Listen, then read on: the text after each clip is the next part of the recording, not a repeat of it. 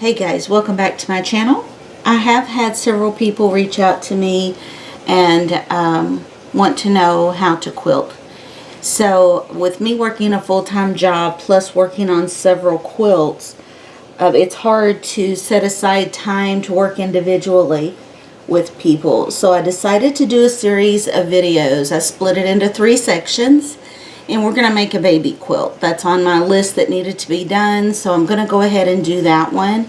The first video we're going to be doing is really talking about some quilts and ideas behind quilting and quilts.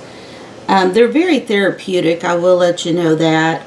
When I've lost people in my family, I have made a memory quilt using their clothing.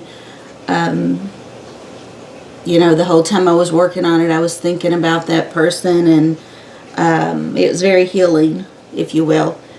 So don't think that you have to be stuck with a specific pattern or anything like that. A patchwork quilt is as beautiful as a intricate patterned quilt. Because when you're using loved ones' clothing, it's going to be hard to really stick with a specific pattern, you know, because you're going to have a lot of different articles of clothing, different colors and things like that, but it's okay. They make beautiful quilts. You can make a throw depending on how many articles of clothing you have. You can make a throw. It doesn't have to be a big large quilt. You can personalize quilts. Let's say on this the baby's room was going to be done in teddy bears. Fussy cut means you would cut out around this little teddy bear, so he's going to appear in every square, for example. That's all that means. Alright, so you could, that's one way you could personalize it. You know, if in my case this is going to be done a little bit different, but that is an idea about personalizing it to suit that person's needs. Just let your imagination go wild. You're only going to be limited in quilting by your imagination, because there is so many different ways to go. You can literally cut any shape out of the material, sew the pieces together, and make scrappy quilts. You know, it doesn't have to be a specific pattern, so I don't want you to get too caught up in that. As a matter of fact, we're going to start with a very simple pattern. It's going to be a checkerboard. You'll have like a solid square, a print square, solid square, print square, you know, like that. You are not going to have to cut out a ton of squares. There's a shortcut to being able to do this. I'm going to give you tips like that and some shortcuts so that you can follow along with me on that. Once you learn to quilt, you're not going to be limited to just a throw or a quilt. You could quilt out large pieces of fabric and make things like Christmas stockings. I don't know if you've ever seen any of those quilted Christmas stockings, but they're really pretty. You could do things like that. Lots of crafts you can do once you quilted out a piece. You could do a table runner. Just a ton of things, guys. Okay, so you're going to be learning the basics from me. We're going to start, like I said, with a very simple pattern. I think that's the best way to go, so you don't feel intimidated. And then once you get the hang of what you need to do to create the top and how to quilt, then you could look at maybe getting into the more intricate patterns, okay? But I don't want you to feel intimidated at all. Don't feel like you have to go out and buy a lot of equipment. I think a lot of people, when they think of quilting, think of the big quilt frame. I don't even use a quilt frame. I don't use a quilt hoop. A quilt hoop kind of looks like a big embroidery hoop. My grandmother quilted on a frame. I think she may have had a hoop as well. My mom didn't use either. She lap quilted.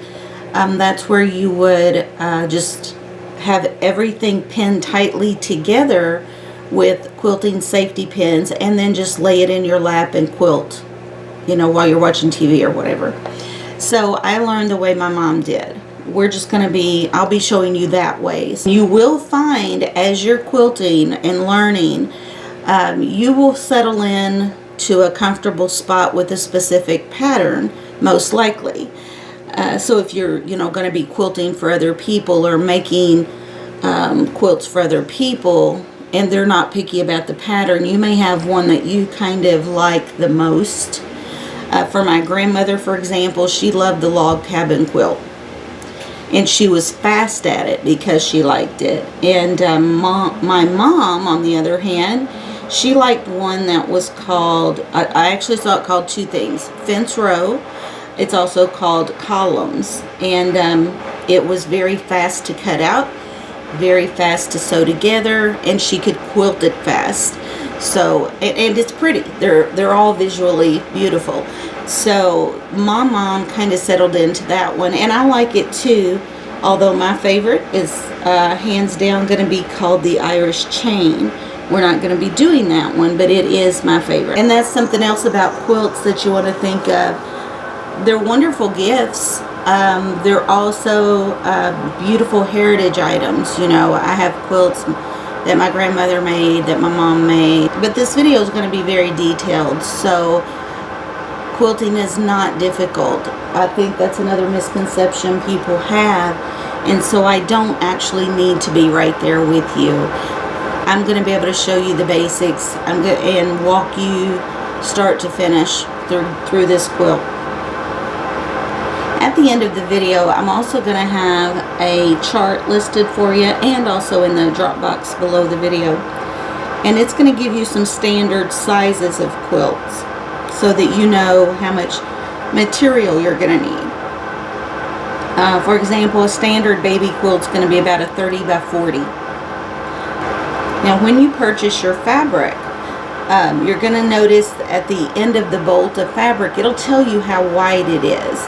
So when you're thinking along the lines of how much you need to get, you need to know how wide the fabric is on the bolt. Okay, so just be aware that's where you're going to look for that information. In the drop box below, I'm also going to be listing the supplies that you could need for a baby quilt. Some of these are optional.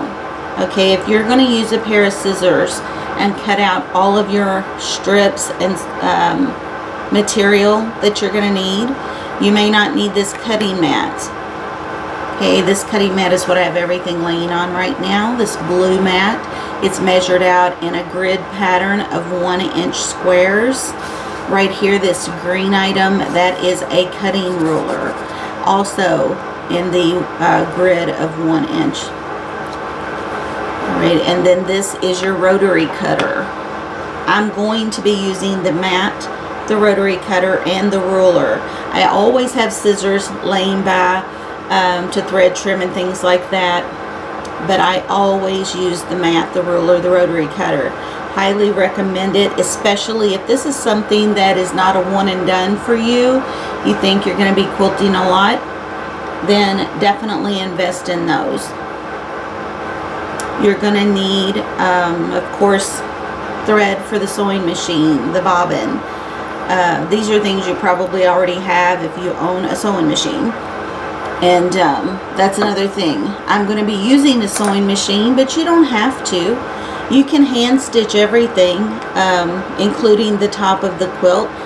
It'll take you longer for speed. I always make my quilt tops on the machine. You need to decide what materials you want to use. Now, I'm going to use this cute little baby fabric that I found in my mom's material. I'm going to use this as the back of my quilt. I'm going to use this periwinkle and then a printed blue to make the checkerboard. So it'll be a square, solid, square print, like a checkerboard pattern. And then this, I'm not sure yet. I found some of this blue and cut into small strips. This would make a nice binding. I'm not 100% sure I'm going to use it, but I did want to go ahead and show that because you can also cut the back too large and then it would fold over to bind. That's something else we'll get into later. Or you could use one of these two fabrics to bind with as well. So we'll address that later though, okay? I just wanted to kind of go through the list of what you're going to be needing. Now you are going to need, if you're going to hand quilt, you need quilting needles called between. If you're going to sew by hand your quilt top, you would need some regular needles. You wouldn't want to use a quilting needle for that. If you're hand quilting, you're going to need thread that is specific for hand quilting. To do a baby quilt based on the sizes I gave you earlier, I would go ahead and get at least a half yard of the two that's going to be on top. Honestly, if it's your first quilt, go ahead and get a yard of each in case you miscut or something like that, just to make sure you have enough material. I just get a yard of each. Your bottom piece, I'd go ahead and, depends on how wide the fabric is on the bolt, on how much of that you have to get. Oh, that does remind me a tip for you. My mom always did. Go into the sheet section at Walmart or wherever, buy a flat sheet. In this case, you could just buy a flat twin size sheet and that would be fine. That way there's no seams on the back. And you have a lot of excess there. For your money, that's the way to get material. It's really good. I don't use a thimble, however, some people like to use a thimble. You're going to want to buy quilt batting. You'll notice at Walmart it comes in different sizes. They're rolled up in little bags of batting. Get the smallest one for the baby quilt. You will need to buy the quilting pins. They're in the sewing section.